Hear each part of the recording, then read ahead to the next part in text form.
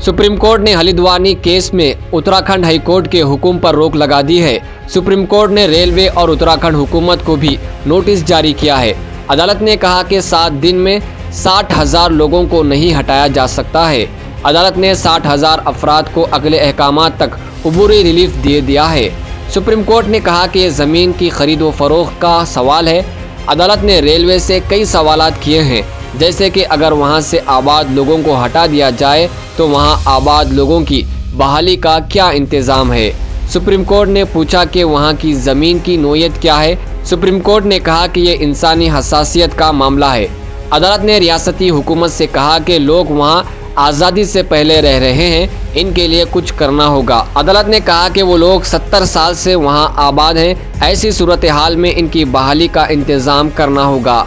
अदालत ने कहा कि अचानक इतनी सख्त कार्रवाई कैसे हो सकती है, और अदालत ने मजीद कहा कि इतने मुख्तसर नोटिस में ऐसी कार्रवाई नहीं की जा सकती है। दरख्वास्त गुजारों ने अदालत को बताया कि इन्हदाम के लिए भारी नफरी तैनात की गई है।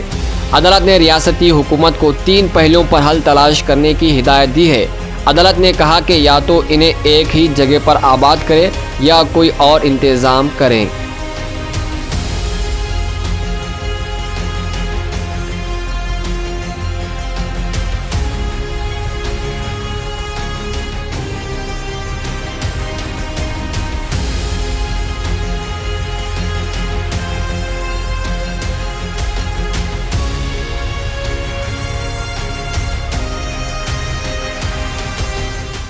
अगर आपने चैनल को सब्सक्राइब नहीं किया है तो जरूर सब्सक्राइब करें, बेल आइकन भी प्रेस करें ताकि खबरें आप तक बर वक्त पहुंच सकें। मजीद अपडेट्स के लिए आप व्हाट्सएप ग्रुप भी ज्वाइन कर सकते हैं, लिंक डिस्क्रिप्शन में मौजूद है।